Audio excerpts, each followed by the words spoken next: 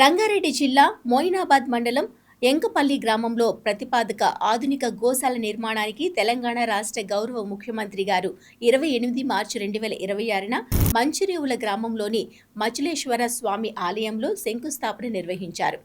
పశు సంరక్షణ, పశు సంక్షేమం మరియు పర్యావరణ పరిరక్షణకు ప్రాధాన్యతనిస్తూ ప్రపంచ స్థాయి ప్రమాణాలతో ఆధునిక గోశాలను ఏర్పాటు చేయాలని రాష్ట్ర ప్రభుత్వం నిర్ణయించింది. సాంప్రదాయ విలువలను ఆధునిక శాస్త్రీయ విధానాలతో సమన్వయం చేస్తూ పశువుల ఆరోగ్యం, పర్యావరణ స్థిరత్వం మరియు ప్రజల్లో గోసేవపై అవగాహన పెంపొందించే లక్ష్యంతో ఈ ప్రాజెక్టును అభివృద్ధి చేస్తున్నారు. ఈ ప్రాజెక్ట్ అమలు బాధ్యతను హైదరాబాద్ మెట్రోపాలిటన్ డెవలప్మెంట్ అథారిటీ HMDAకు అప్పగించారు. మోయినాబాద్ మండలం ఎంకపల్లి గ్రామంలోని సర్వే నంబర్ 180లో ఉన్న సుమారు 99 ఎకరాల 14 కుంటల ప్రభుత్వ భూమిని ఇందుకు కేటాయించారు. ఈ గోశాలలో కనీసం 1000 ఆవులను సంరక్షించేందుకు ఆధునిక సదుపాయాలు ఏర్పాటు చేయనున్నారు.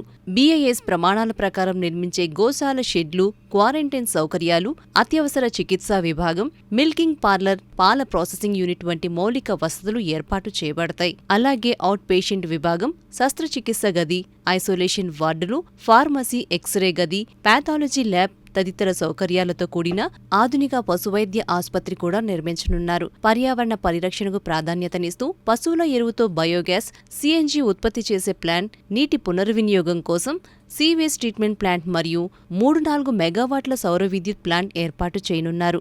మేత సాగు కోసం 54 ఎకరాలకు పైగా భూమిలో పచ్చిమేత పంటలు సాగు చేయబడతాయి. ఇతర సౌకర్యాలతో పరిపాలనా భవనం, అంతర్గత సీసీ రహదారులు, పార్కింగ్, సిబ్బంది నివాస గృహాలు, గోపూజ కోసం ఆలయ సముదాయం మరియు శాస్త్రీయ వ్యర్థ నిర్వహణ కోసం ఇన్సినరేషన్ యూనిట్ ఏర్పాటు చేయబడతారు.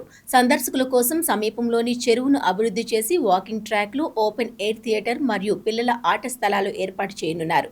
ఈ ప్రాజెక్ట్ అంచనా వ్యయం సుమారు 157 కోట్లు.